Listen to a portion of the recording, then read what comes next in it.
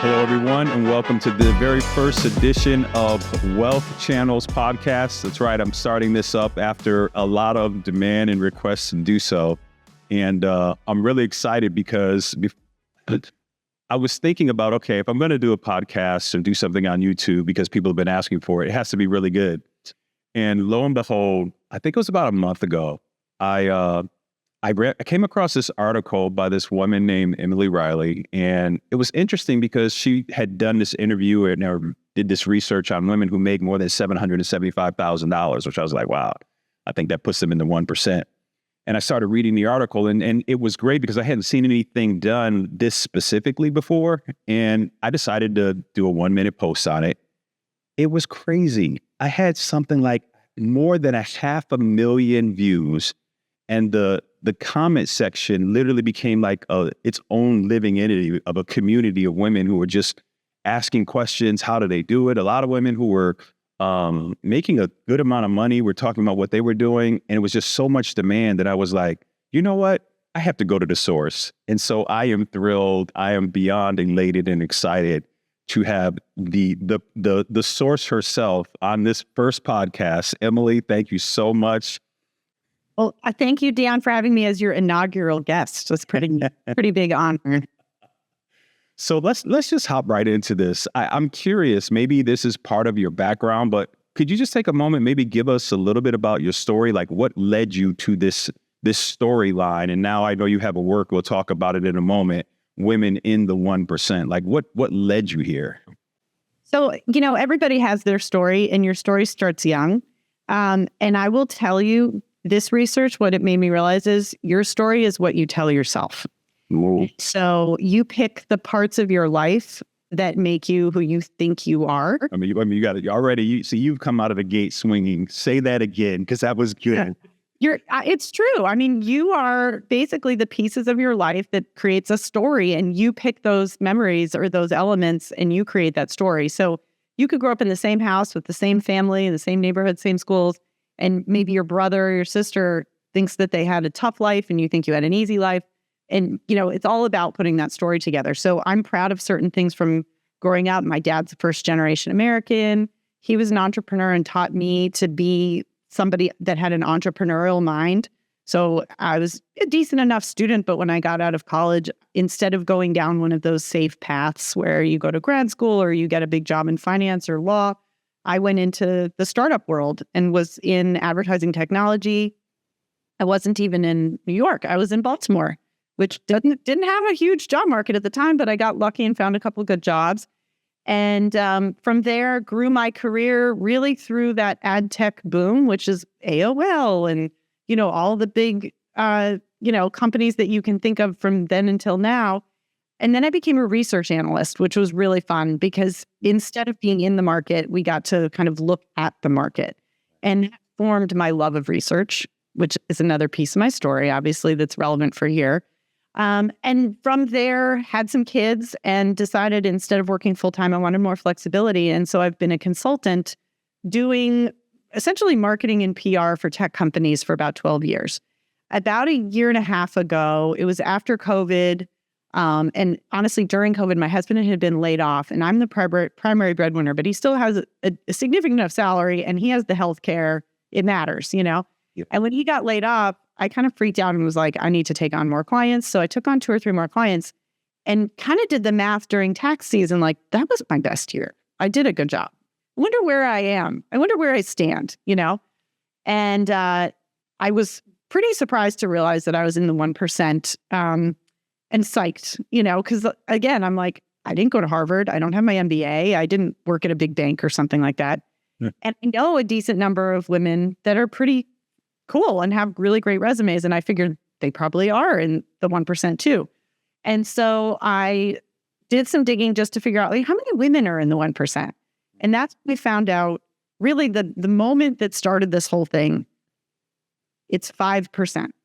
So for all 1.5 million people in that top 1% of income in the US, 95% are men, 5% are women. And it shocked me mostly because I've always thought of myself as like, well, I didn't do it all the way. I didn't do the fancy banking job. I didn't get that grad degree. So I must have missed out Yeah. And so a couple of things came out of that. One is there are so many amazing women out there that have all this ambition and education and knowledge and had success early in their career. Where are they? How do we fix this? Yeah. Yeah. Well, it's interesting. First, I like a couple of questions that came to mind. The first is, when you say that somebody's in the 1%, I think what that means, it's so different for so many different people. Like, what is the 1%? Because are these people who are like incredibly wealthy? These are women who, have chauffeurs, or do they have butlers? Are they living in mansions? Like, what is the 1%? Because I remember Bernie Sanders, and that was a whole big move. And we had a whole political party change in government because of the conflict around the 1%. So maybe give us a little definition of what the 1% is and what it's not, maybe. Absolutely. And it's a really good point because I'm in the 1%. And, I was joking with somebody the other day. I have a dusty old basement with mice in it. And, I'm saving every day for my kids to go to college. I have a nicer car. We are in a better school system. But, we live what I would consider to be like, this is J. Crew. I don't know if you mind branding on this show. I'm not wearing Louis Vuitton. We do take sponsors. This is our first one, J. Crew. So I'm not wearing Louis Vuitton. So there's definitely the 1%, and then there's the 0.1%. And the 0.1% is the private jets and the limos, and, you're kind of in this other stratosphere. And there's a lot to be said about where the power lies. So like Bernie Sanders is really focused on money is power. And the 1% is a marker for people in the US because it means you have power. But I will say the scale goes up really fast, right? Like I live a pretty normal suburban family lifestyle. You get 2, 3, 4 times above me, 5, 6, 7 times above me, and all of a sudden, you're starting to talk a different. So I know your report, and we'll talk about this. They can download this report and actually see the work that you did, but you didn't just look at the 1% only, right? I mean, it looked like I saw something that said you looked at women who, like, I think in most of your study, the vast majority was like sort of in that $1 to $5 million range, but you also looked at some women who maybe make less than, or maybe just up to 300,000. Maybe talk about that. Well, yeah. So I'm going to make your listeners really feel good about themselves because if you're a working woman today, first of all, you're incredible because you are doing like 3 jobs. You're bearing the weight of your entire company because you're a woman and everybody looks to you to solve all the problems. Probably have more work to do at home, and you're forging a path for people younger than you. So you're already doing so much. And so with my study, what I really wanted to do was look at what we would consider to be like the most successful working women. So if you make about $100,000 a year or more, you're actually in the top 10% of female earners. So pat on back. That's pretty sweet, right? So that's the first group I looked at. The second group I looked at is the top 1% for women. So take the men out. If you're just in the top 1% for women, that's the 300K plus category. So again, like pretty amazing feat. Yep. Then the last category is the actual 1% of the whole US, including men. That's the 775K category. And the thing about that one is you're sort of in this, like, you're not going to know a lot of people like you because it's so small category. So you start feeling like, I don't know a lot of people who are in my category anymore. It's 75,000 people in the whole US. That's it. Wow. That's a small number. A small number. Yeah. So doing the survey, I had to do it just through networking, through calling groups of women. I literally would go to, the Women's Banking Society of New York, and there's no panel I can call and pay to say, hey, can you go get me those women in the 1% to answer my survey, please? Yeah, that's like a couple of, you got to go to every state and grab just a few. Exactly. Well, like I talk about, like if the US is a big cake, the 1% is frosting on top of the cake. The women in the 1% are like the sprinkles, like nothing. That's good. That's good. All right. So let's talk about the study, the research. Like, what have you found about these women? Talk to me about what are the characteristics of these women who are in such a small, like, exclusive class? Yeah. So we found out a lot of stuff. I can talk all day, so you can interrupt me if I go on too long. So I looked at their childhoods. I looked at their schooling, what they do now for work, and their traits, their personalities. And there are a couple things that really stand out. So a lot of things that you would think about childhood that would maybe lead somebody to be in the 1% basically just makes them be a hard worker and a relatively successful woman generally. So for example, if you had a mom who worked, almost everybody 100K plus had a mom who worked. If you were told you can do whatever you want when you grow up, same thing. So a lot of these very positive parenting styles are great, but it's not like that's the only reason you're in the 1%. Really, it means as a woman, you feel empowered to work, which is great. So that's kind of the baseline. If there were a higher number of women who were first generation American, so you have that maybe cultural work ethic, like your parents are putting a little extra pressure on you because of the opportunity that they brought to you.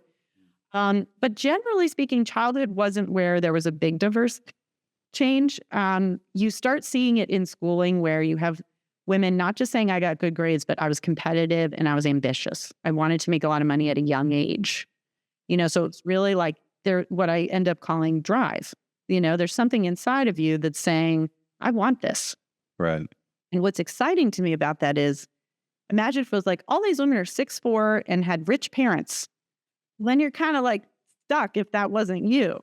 That's not the case. This is something that you can foster inside of you. So this is something we can nurture in people. This is something that people can learn. So that was really kind of the first thing, was that drive.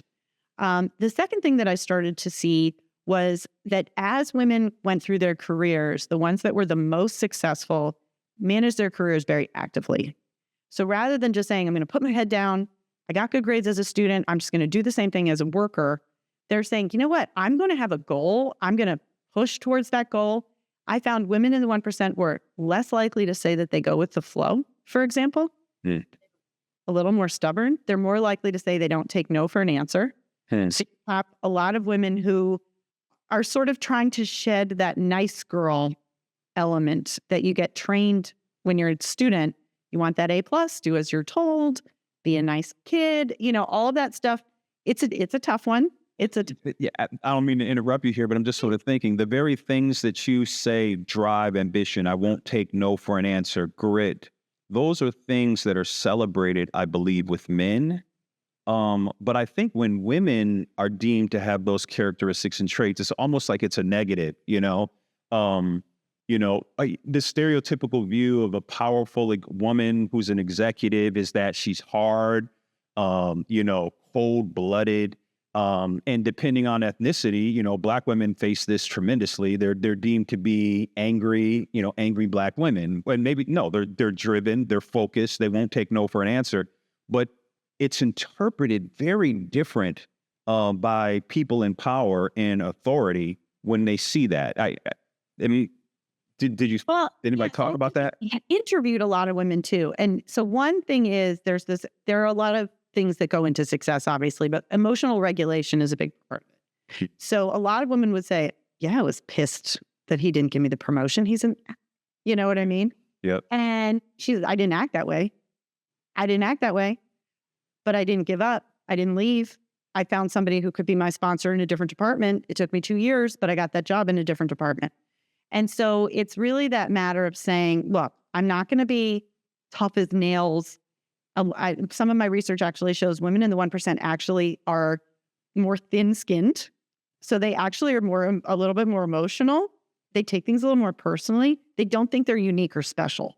So this isn't about I'm amazing, I'm unique, treat me like a queen. This is much more like, I am just going to keep going. I am going to get this. I want this. And so the third piece matters a ton, which is growth. They are constantly learning. So if something doesn't work, they don't get frustrated. They get curious. Why didn't it work? So if you can imagine, if you have a boss, you do something, doesn't work out. If you go in pissed off, I deserve this, I won't take no for an answer. He's like, wow, you're annoying. Like, I don't like you. Instead, if you go in, you're like, I really wanted that. How could I have done something differently? How could I have done better? And so you have to sort of moderate that tough as nails thing, put it inside. And on top of it, it's like, okay, this is about learning. This is about getting back up when it's hard. The resilience element is a big deal. Yeah, it's sort of, there's probably more women who might be really tuned into what we're saying about, but I do think, it's applicable across gender. But when you share that, I almost get this image of, I'm a big NFL fan, and inevitably during the draft, what happens is a player who believes they should have been a first rounder falls to like the fourth round, and they sit in that room, especially if they're sitting in the green room and everybody else is literally being called in the draft and they're not, and they have to go home. It's embarrassing. There's a sense of shame. There's bitterness. There's anger. But what they do is they take all of that frustration and they internalize it, and they say to themselves, I'm going to make everyone out here pay for the decision of passing me over. And they put their head down. They work harder than anybody else. Hopefully they're not as verbal about their frustration, but I almost get a sense that that's what these women do. They know how to take a punch. They know how to take gut punches because they're used to being denied, but they're saying, I'm going to show you that you're wrong. Am I looking at that right, or is that a wrong? You're absolutely right. And, studies show, and it sounds stereotyping, but it's just absolutely true, is that women take things more personally than men. And it happens at work. Their emotions, they have passion, and their emotions are part of the deal. And so anger comes out when things feel unfair. And you're in a world where it's not a meritocracy. This is not school. This is not, you did a good job and you get an A+. Every for himself, every woman for herself. The business of like success is really a little bit of war. Everybody's out there trying to win. Yeah. And so taking it personally doesn't help. Being mad doesn't help. It's the idea of saying, I'm going to put my head down. I clearly did not succeed in round 1. Okay, we're back here. Round 2. What am I going to do differently? And so considering it more just sort of emotionlessly as a game that you're trying to play well is a better way to look at it, I think. Is that, drive? You mentioned growth orientation. I think I read somewhere else about an intellectual, just hunger for knowledge. Yeah. Is that did you find a big delineation between the women at the top versus maybe women who earn less? Were they less driven or less intellectually curious or maybe less growth oriented, or is it across all the scale? No, significantly different. So you see a major increase in drive. It is the number one reason why women in the 1% work is I am driven. And when you have that drive, that means you get back up. And when you get back up, you just gave yourself another chance. When you let somebody put you down and you stay down, you take yourself out of the game. It is so simple. But you look at the number of women who, the road is like this, and then it gets like this. As soon as you have kids, as soon as you want to be in a management role, as soon as you start seeing men get promoted up and around you, the road gets steeper, and it's frustrating. And if you are home with a husband who's making enough money to support everybody and you have kids at home, you're going to leave. So not surprisingly, when you hear that, a huge percentage of women in the top, they are the primary breadwinner and they're married. So that means they have a supportive spouse where they almost have like a flipped role in their family. That's interesting. So the women at the top are actually the women who are wearing the quote unquote pants in the family. Yeah, 100%. Yeah, exactly. Can it be done if the man wants to wear the pants too? Or is that the demand so great that technically your children suffer? Like, could it even be done? I was talking to somebody, they were like, somebody has to be home, or somebody has to have the flexibility to be home. Traditionally, it's like the woman is going to be, I'll be home. But if both are on this trajectory of growth, can it be done? Can both of them do it? Or maybe they can't, which is why the woman says, I'm gonna go, you stay home. Well, the answer is it's complicated in a good way because of work from home. So perfect example is my own career. I work from home. So I'm actually the flexible one, even though I'm also the primary breadwinner.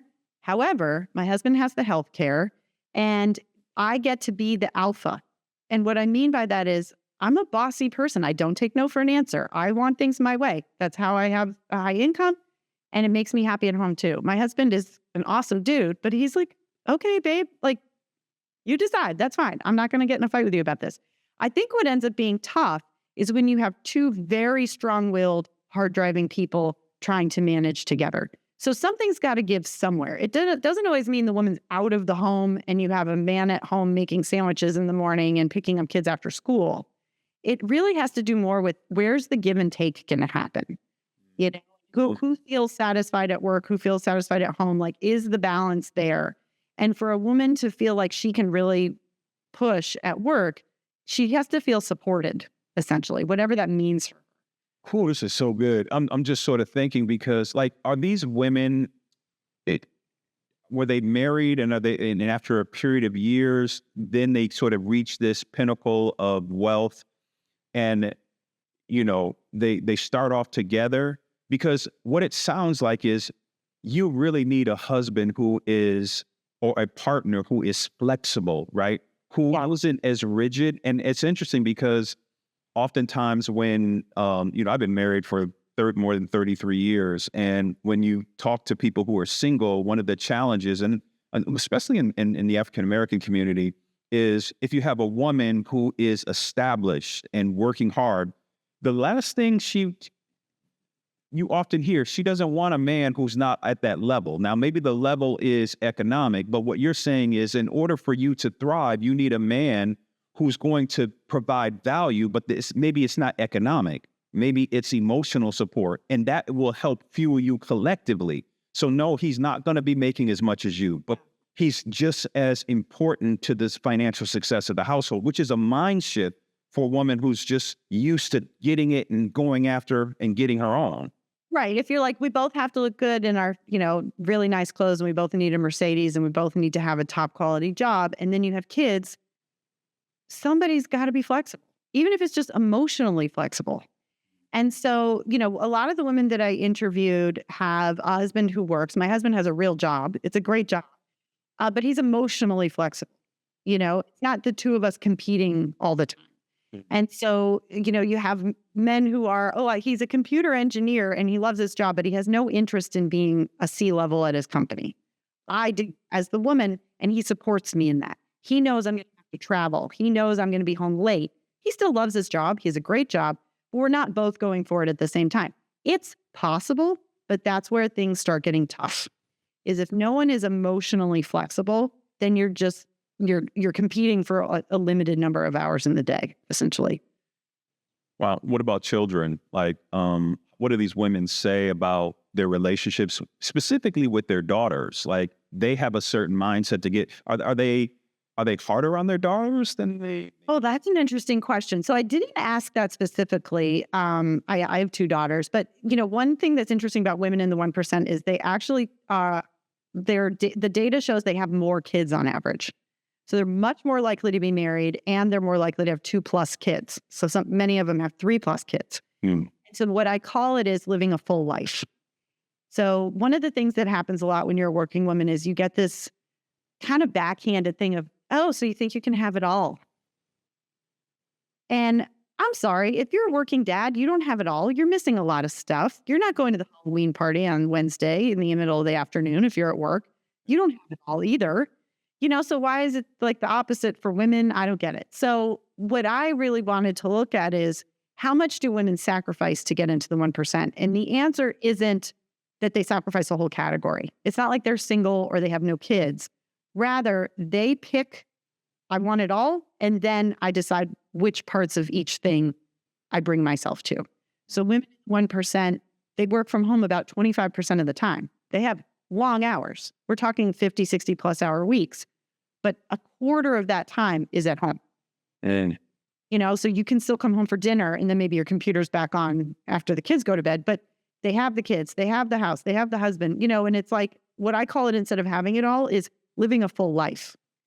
You're making the choices, you're writing your history, your story, and that story is something you can be proud of. So women in the 1% are also more likely to say that they're happy with their choices. They're more likely to say that they're not stressed because they feel like they're in control. It just sounds so counterintuitive.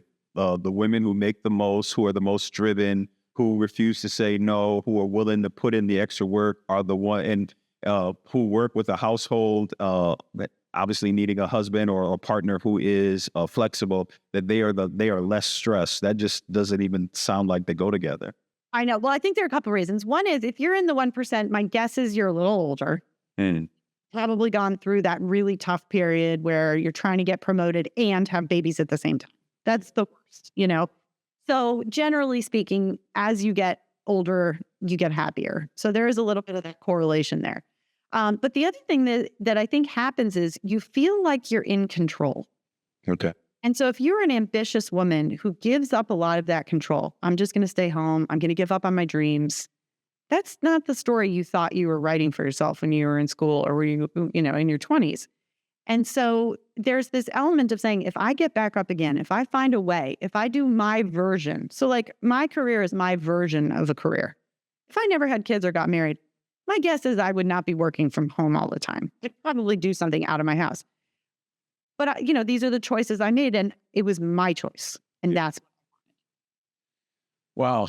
How much is there drive? Like how much of it is driven by economics? Like I want to be a millionaire. I'm doing this because I want to make money. I want financial independence. How much of it is that versus just the satisfaction of knowing that I've accomplished something and that I'm making a difference. I'm making an impact. I'm driving a business, whatever it is. Yeah, it's so complicated. So I am driven is number one.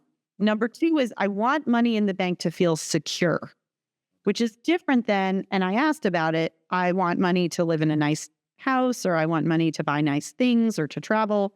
And certainly some women said that, but significantly more say I'm driven. And then I want money in the bank to feel secure. So they are really doing this because it almost feels like it's not a choice. You know, I feel something inside of me is telling me I have to work. Yeah. They're doing it because they want that sort of financial element to just be like, check the box. I don't have to worry about this.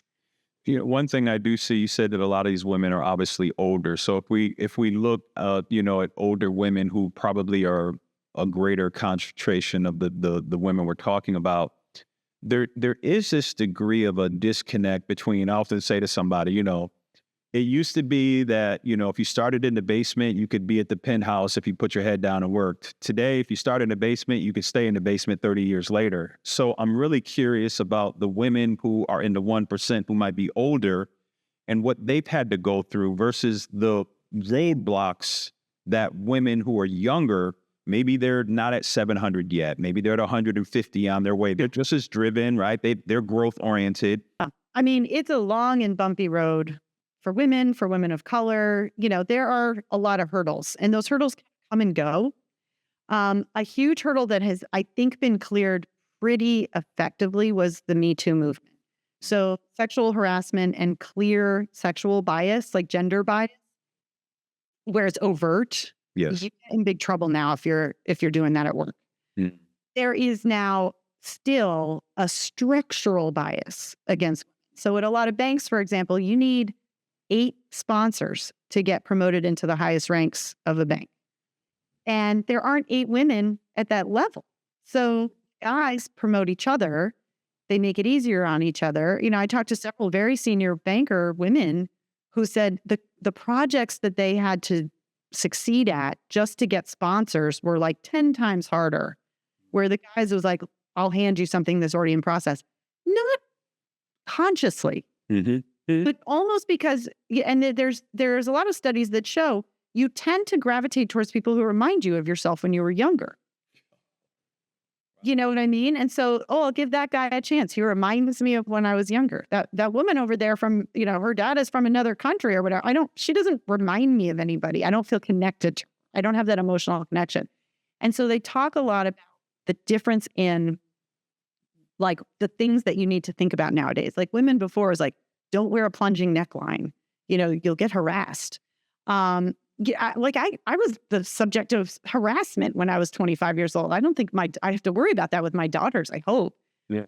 But now what you have instead is you hit a harder brick wall. So you get the good grades, you get the early stage job, and then you feel like, okay, no one's being mean to me. Nobody's like overtly being biased against me, but I'm not getting that top level support that I thought I would based on the way I was raised. Because we're raising girls of all colors and all stripes to say, you're all peers, you're all equal. Yeah. You know, like, oh, well, your brother is probably going to do better than you. Like that's decades ago. Yeah. So they're just shocked. They're like, but he was valedictorian and my brother didn't do that well. Like, why is he better than me now? I don't get it. And that's really the frustration these days. And you're seeing more women leave. So there's Lean In does a study with McKinsey. And in 2025, they saw a lot of women leaving the workforce. It goes up and down with the economy. Sometimes women's jobs are the ones to go first. Mm-hmm. So there are a lot, again, it's a bumpy road. You hit a really important point. It's funny. I think when we were talking before, you had said, you look at the statistics and you find that girls in particular tend to be more valedictorians in their classes. They do better academically. And so they don't have any problems. Like, I don't think any girl would say, I'm not going to potentially get into school because I'm not a guy. They don't. I just don't think that even is right. They have ability and they have access. 100%. It's only when we start to move into, and even into maybe your entry-level roles, but there is something that happens at that sort of mid-tier to stepping up to a C-suite or a real significant leadership role where it might not have been intentional, but it is still nevertheless real. And I equate it to ability is the lock on the door. Yeah. And you need to be able to, you need to have ability to open any door. Yeah. The door there's a hinge on every door. And I don't care if the door is unlocked or locked. The door won't open if it doesn't swing on the hinge. And access is the hinge. And you talked about sponsorship. So these women and others who are in these positions, I think, are fighting a battle not because they're not qualified, but because they don't have access, because they don't have sponsorship. And when you try to promote programs that might suggest, hey, for someone who is qualified, mm-hmm. do we have access for them to be considered? And what we've done is the language has been hijacked to say we're hiring people who don't have ability. No, if you don't have ability, you can't turn the knob. But if you have that, the door should ultimately hinge and open for you. So what do you think what can women do specifically to promote sponsorship so that they can get access to these higher levels? Yeah, for sure. So the system is broken for women. Let's just, it sucks. That being said, if you're a working woman, you still want to get promoted anyway. You know what I mean? So I am not a policy expert. I'm not in an HR position to say, here's exactly how we make sponsorship work better or access. What I can tell you is that what works for guys is not the same thing that works for women. And so the sponsorship that women need has to be, and this is what my goal is with the playbook that I'm putting together, it has to be, here's your version of success as a woman. Because yes, you're driven, you're ambitious, you're competitive, you have these sort of guy traits, but the way that you get ahead is going to be a little bit different. And so it's about, again, what do you do with your emotions? There are these very subtle signals. So I have a book actually written. It's what men don't tell women about being in business. And he's a consultant. He wrote his own book. His name's Chris Flett. If you ever want to have him on the show, I think he's like best because he opens all these like secrets to women that I didn't know. So for example, when I was in my 20s, if someone frustrated me at work, I would turn to my friend at work and say, that person's so annoying. They're so frustrating. If you do that in front of a guy, you're done. He doesn't trust you anymore. He's like, she's a gossip. I'm not going to tell her anything. She's not in my circle anymore. Girls, a bit of gossip means we're closer now. We trust each other. I'm telling you something that I feel. And so, I had a boss say to like, why are you always talking about people behind their backs? I was like, whoa, I had no idea. I had no idea. And it's like these different languages, like literally, I almost think we all should read Men Are From Mars, Women Are From Venus, but the work version. Because like you're going into this room, you're the only woman in the room. And once you get to like VP level, unless you're literally in HR or marketing, you're probably the only woman in the room. If you're in technology, if you're in law, whatever, pick a thing. By the time you're in your late 30s, if you have a high level job, you're mostly with dudes. They speak a language. They just do. They don't know that you speak a different language. They don't care. Yeah. You're the only one. So that's almost where access matters is you're like, what's the secret handshake? You know what I mean? And like you hear about these women where they're like, oh my God, she has like a 2 handicap. She's so funny. She's curses like a sailor, like she tries to be a guy. Yeah. It sometimes work, but sometimes it can backfire and they're like, you're trying too hard. You're not genuine, so it's like, it's a really subtle game that women have. And I don't think that people give enough credit to that fact. It's not that I'm not saying that we have to demonize people who maybe have that, but even in my own self, my experience, being passed over for roles.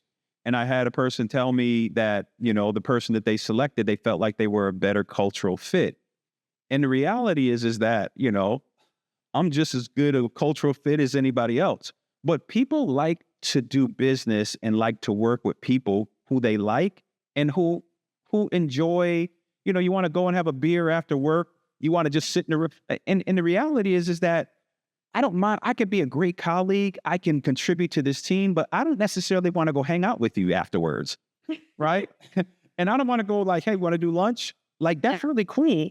But if I don't like that, then suddenly I'm not quite a good fit for the role as somebody else. And is that a racist thing? Is that a gender bias thing? Probably not. It's just a natural thing that we gravitate towards and accept things that we basically like, but we do it at the expense of what that other thing could bring. And so we talk about diversity and we say diversity of thought. We talk about coming from different, and companies are doing better, right? They're going out to colleges. They're not only going to Harvard and Yale, they're going to other places. They're not just looking at people who have a degree in quantitative engineering, right? They're talking, oh, you were in liberal arts? You think differently. So there is some of that happening, but there's still a lot, certainly at that C-suite level, where the cost of entry is a change in character and identity that a woman or somebody who is vastly different might not be able to do. It's true. I mean, there are some companies where it's toxic or the decision-making is just so biased that you're not going to succeed. So part of it is reading the tea leaves and saying, okay, if I figure the game out, am I still so handicapped here that it's not worth it?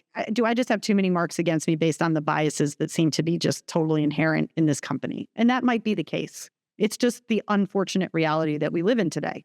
And to those women, just simply in that scenario, they just say, I'm going to go find another company that sees my work, or I'm going to start my own. Is that what they do? It's a combination, actually. So the women in the 1% are most likely to either work at a very large company as a C-level or in finance, or they start their own thing. And usually they start their own thing out of frustration because they hit a ceiling. And they're very good at what they do. And so they have the confidence to take a little bit of a risk and do it their way, somewhere else. However, there are plenty of women who just say, okay, look, I'm at this, Fortune 1000 organization where the culture it's a boys club. It's just not going to change, or maybe there are plenty of women there and the women are not being nice to one another. Like, there are definitely women in the 1% that I talked to who said, actually, the person that I had the most trouble with was another woman. Oh, that's a good point. That's an interesting point, because you think, well, maybe not. I'm sort of, my brain is going in so many different directions. But if you're at the bottom and you're trying to get up, it's almost like this pie mentality. There's only so many slices. And if there's one slice that's left and there's 5 women trying to get it, they're almost at odds with each other. They can't trust each other because there's only one slice. Like, you would think that there'd be some natural camaraderie to, like, how can I support you?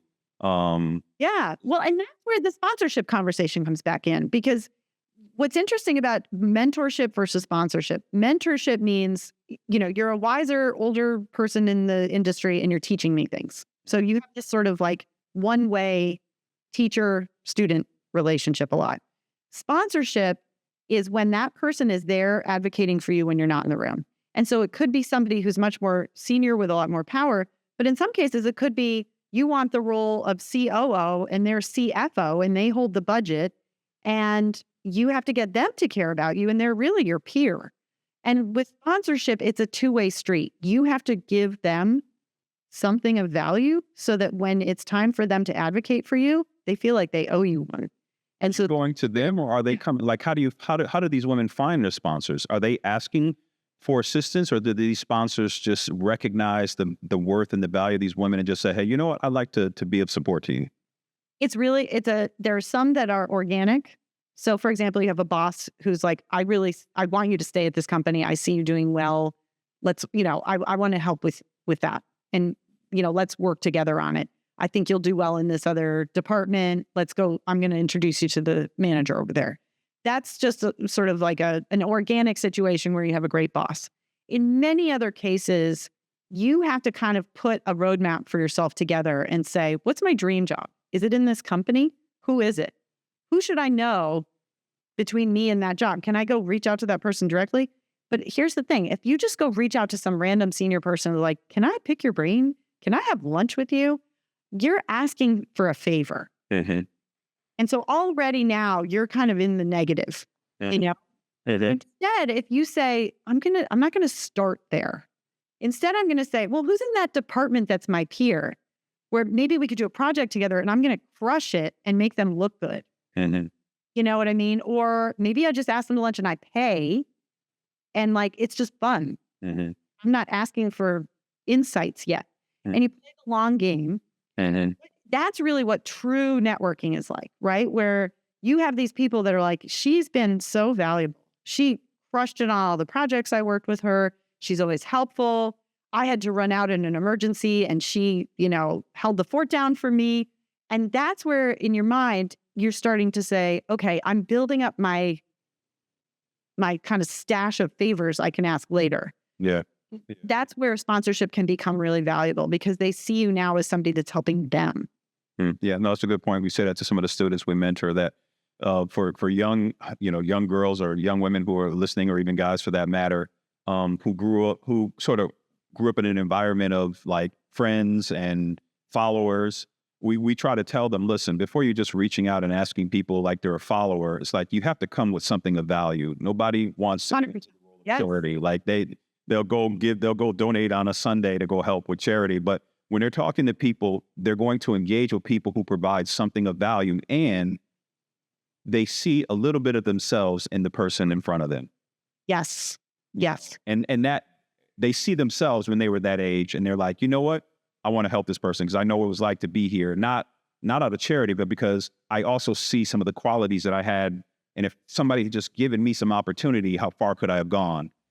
And it's always about going as far as you can on your own first to show that you mean it. So do you know the filmmaker Will Packer? He has this awesome book that's out, and he's basically says, look, I made a movie on my own with hardly any money before I went and told anyone, hey, can I work for you in the film industry? Mm-hmm. Most people go in and say, I'd love to make a movie. Yeah. And they're like, okay, good for you. Like, yeah. Why should I trust you? Why should I believe you? Where he's like, I already put one together. I've already taken that step myself. So you can believe that I'm a hard worker. You can believe that I know how to do this. But that implies, that's interesting because that implies a risk, right? Like that person who says, I went out and I funded a movie out of my own finances. And now maybe that gives you greater assurance of my ability to add value to the movies that you're trying to do. But that's risk. So do you find that these women are willing to take risks? Like maybe they're saying, hey, you know what? I'm going to walk away from this job and start my own company. That's a risk statement that some people can do depending on, and again, maybe it goes back to the support that you had. Where do these women fall in those ranges relative to their ability to take risks? So the first thing you have to do is be excellent always and not have any emotion about it. Don't expect anyone to care. You have to just do it the best. Like you just have to be number one. So when I had kids at home, and I was at Forrester Research, I wanted flexibility, and no one at the time had flexibility. I had to be the best performing analyst in order to be able to ask for what I wanted, and I knew it. So before anybody even asked me, or before I asked anyone, I had a full year where I was traveling, I was crushing it, I had the best reports, I had the best research. So then when time came for my review, I was like, no, I don't want to raise. I want to work from home 2 days a week. And they were like, ugh. And I'm like, you need me. You know you want me. So then you're starting with leverage. You have leverage. So the risks don't seem as great when you have leverage. Same thing, building your network, building those sponsors, building your book. So say you're in sales. It's not just that you got the sale, it's that they love you, that they don't want to work with anybody else, that they would leave if you left. Do you know what I mean? That's leverage. And then you don't feel like you're taking risks. So when I became a consultant, I know so many people in my industry and they like me. They want to work with me. Mm. Risk. Because guess what? My oldest client is as old as the day I started my consulting business. Because they like working with me. And so if you're really taking a true risk, what you shouldn't do is just jump out of the plane without a parachute, right? Like if you're starting a new business, maybe make it a side hustle. Figure out a way to get your feet on the ground a little bit first, because you don't want everything to just implode. It really is a matter of being strategic about the way that you shift. Literally, if you're, I was a lawyer and then I decided to start my own jewelry business with $0 in my garage. It might work. I should have started doing that on a Saturday and stayed being a lawyer for a while. You know what I mean? Like you could do it in a really strategic way. And again, think about it in terms of how can I get on high ground before I jump, Yeah. And I guess you need your partner's support, right? Totally. You can't do that. I guess there's sort of stages. If you're single, you can make some of these choices and you don't need that co-ownership, but you can't do this apart from a partner's support financially and or emotionally. More so emotionally. I would say the financial thing, if you're the primary breadwinner, which most women in the 1% are, that actually it's a driver for you because you're saying, I gotta keep making money. Yeah. I'm the breadwinner, but I need that emotional support. So there's a woman that I interviewed who started her career as a front office secretary at a workout studio in LA. And then she went and was a secretary for a banker down the street, but she had not even gone to college. And they liked her. She was fun. She was hardworking. They paid for her to go to night school. And then she met her husband, who was a contractor. And so she was a secretary and he was a contractor. They sort of felt like work peers, sort of similar salaries, not a need for like a full business degree or anything like that. Time goes by and she becomes the office manager. Time goes by and a couple of them start their own financial firm and they don't have any traders. And she asks, can I try it? And she becomes a Wall Street trader. A very successful Wall Street trader. And she said, I couldn't have done it without the support of my husband. Do you think she means monetary support? Of course. Mm-hmm. She means emotional support. I believe in you. Go for it. I know that guy was a jerk yesterday. Don't listen to him. That's what you need. That's what you need. The permission to fly. We could redub this, and this is like a relationship podcast episode as well, because, if you want security, right, and you're looking that in a relationship financially, that might be important. But if you have any drive in and of yourself, maybe what you should be prioritizing is somebody who can love you and value you and support you as you go on this journey more than what they can. Don't define them by the dollars they bring to the house. 100%. It is not about, hey, we're two wealthy people. That's how we define ourselves. It's we support each other as we grow together. And whatever that looks like, I've got your back. So there are a lot of women who are listening to this and are like, I need this kind of stuff. Talk a little bit about what you're doing, what you're building. How can women connect with you? How could they get more? Share away if you would. Yeah, for sure. So unfortunately, I think I might be in a little bit of a quiet period, but my report is available on womeninthE1%.com. And I'm putting together now what will end up being a free playbook that provides the background and the details behind the main traits: drive, active career management, and growth. And so it feels a little bit more like women have the tools that they need to succeed once the going gets tough. That's wonderful. So I guess as we end up, I'm going to throw it back to you. Is there anything that you want to share with the audience, whether from the information that you've learned in your research or your own personal study? How would you like to close this out as a message to young and maybe aspiring women who hope to get there one day but are not? For sure. So the advice is out there. It's a matter of not just hearing it, but living it. So you've got to keep going. You got to get back up. You got to manage your emotions. You got to learn. You got to change. The going gets tough, and the people that win, they keep going. That's all they do. They just keep going. Wonderful.